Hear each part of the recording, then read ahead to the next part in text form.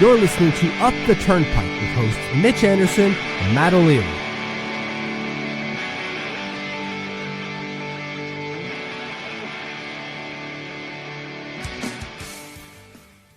Hello and welcome into the Up the Turnpike YouTube channel. What's going on? Matt O'Leary alongside Mitch Anderson. Mitch, have to hop on again today. We said yesterday, rumor season galore, right?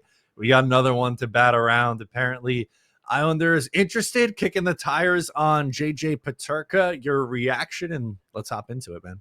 I mean, my immediate reaction is good. These are the types of players that we should be kicking the tires on. Not to say that it's going to go anywhere beyond that, but that's my initial reaction. Like, yes, this is what we should be doing. It's great to see the new GM, arguably, because who knows if this is true or not, but let's assume it is, arguably looking to bring in reinforcements in the top six. We've been wanting that for years. I'm assuming you're having relatively the same reaction. Yeah, yes, number one. And two, something that I really like and where I wanted to go first. He's 23 years old and doesn't turn 24 until January. So, about the midway point, or maybe a little less than midway point, but you get the idea. During the season is when he turns 24. So he'll start this upcoming season still at age 23. Two back-to-back pretty nice goal scoring seasons. He had 28 2 years ago, 27 this year, 68 points in 77 games. Pretty much he played 2 games in 21-22, but his 3 years in the league, I think you could argue, has gotten better every single year. 32 points in year one, up to 50 in year two as a 22-year-old, and then 68 points, 27 goals in 77 games as a 23-year-old. To me, trending in the right direction, and RFA, so he's going to have to get a contract, but this is the type of player that I would be interested in for the Islanders. Absolutely.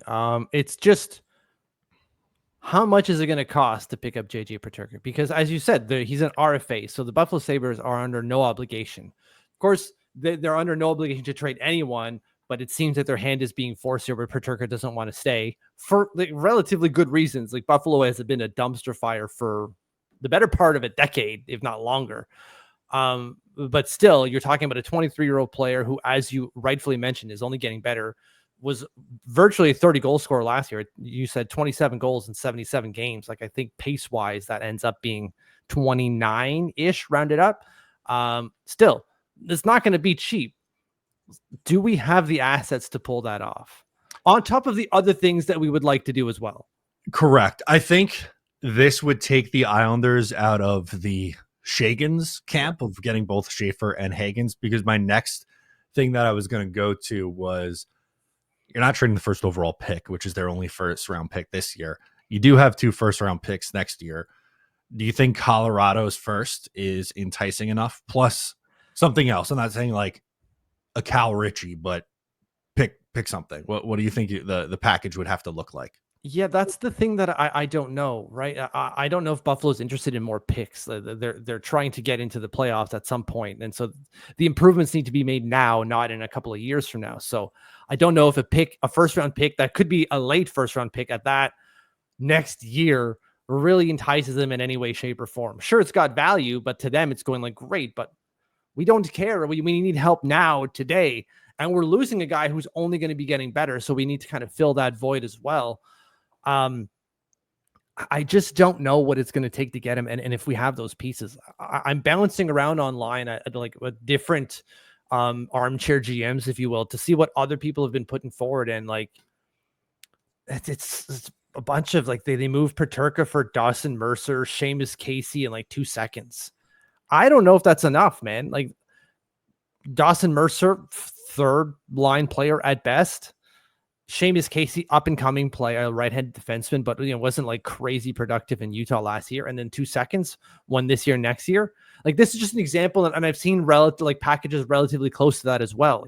Again, it seems like NHL EA, right? We've hit the value fader, but does that value fader stick when you're talking to the Buffalo GM? I don't think so. No, I don't think so either. Right? Like, although I get what you're saying, where they don't necessarily want more picks right now, but could they then flip that pick in season for someone at the deadline would be my question. You're absolutely right. They absolutely could. So like, it's got value then. It's just, if Peterka's moved, it's not going to be a draft day. So I think for us, it's kind of like a backup plan in a way. I Yeah. think ultimately the goal for Metsu Dash is I want Shagans. And then from there, if I can't get Shagans because I can't move into the top 10 or whatever, then I will use whatever assets I can to improve the club. And this is a way to do it. It's just, I worry about creating that amount of value. I just don't know if we've got it. You're right. The first round pick next year from Colorado is fodder for us. Use it to make these acquisitions if you can. I just don't know if Buffalo is really like salivating at the mouth to try to pick that up. And that's fair, right? Like we don't know off the top of our heads. Yeah, like we don't know what they're interested in. They might want a player, but my thought here is I know the 26th draft is supposed to be better than this year's draft class, right? Like that's a big talking point right now. Yeah. I don't know if like Colorado more than likely is picking somewhere between 25 and 32 next year would be my or let's even go even to 20 to 32. We'll bring it way down. Like what if they get bounced in the first round? I think they're an obvious playoff team. Yeah. Point being, I know it's a better class. Are you going to get someone who's potentially as good as what Peterka already is at that range? Now, if it's the Islanders pick, which unfortunately I think is probably going to be closer to top 10, I would argue maybe not. It might be worthwhile to hold on to that pick and take your gamble. But with the bonus one that you do have, even if that player were to hit, like it took Brock Nelson, who was taken what, 30th, 32nd? What I forget. Yeah, it was like the last pick in that draft. I don't know if it was 30 or 31, whichever. Yeah. I think it was 30 at that time. But point being, yeah, it took him a few years. Simon Holmstrom took a few years. Peterka is going to come in, is young right now. You have to pay him, which obviously that takes away the value of having a guy on his ELC. But I think this is an ascending player who's, I think, eventually going to be a 30 goal scorer. And again, like that, I would like to add that if the Schaefer-Hagens duo is not on the table, which we've talked about. We both would like that. I think it's intriguing, but that's hard to pull off. This feels like there wouldn't be as many moving pieces to pull this off as a Schaefer-Hagens duo. Yeah. Yeah, because we were talking the other day about specifically on the pod.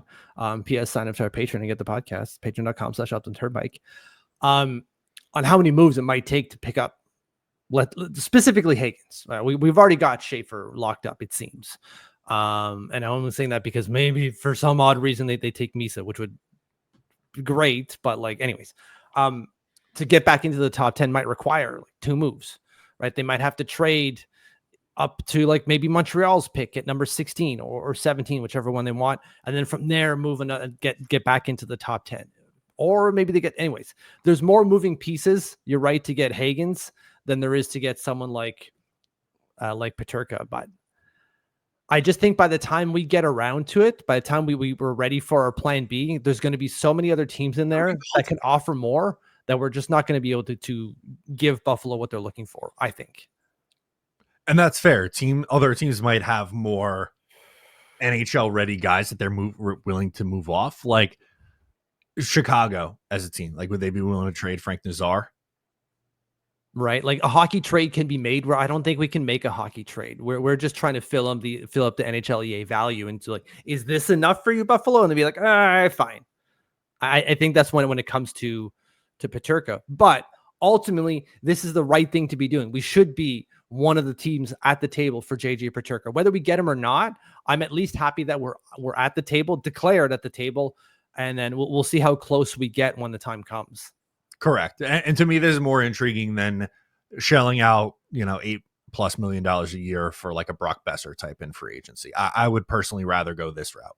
1000%, right? This is why we were happy when we picked up Alex Romanov, because you're going 22-year-old, only going to be getting better. This kid, as you said, going to be a 30 goal scorer. Like probably could have even been one this year on a different team, even because he was so goddamn close. He's only going to get better. And as you said, he's only turning 24 mid-season. So like there's so many more years where he's going to be more productive than the almost 70-point player he was already. Absolutely. This is the type of acquisition we need to be making if we can make it. Absolutely. So just wanted to come on here quick, get our thoughts on JJ Peterka. Let us know in the comments if you're interested in JJ Peterka, number one. Mm-hmm. And then number two, what you would think it would take to get a guy like JJ Peterka. Yeah, who knows? First, God, I can't even think of a decent package that Buffalo would want. They've We would need to give him like Simon Holmstrom. It would have to be a hockey trade like that. Here's another young forward that's only going to get better, and like a second, maybe. We'll see. That'll do it for us on this one. Make sure to subscribe if you're new to the channel. Leave a like before you head out of here, and we will catch you guys next time.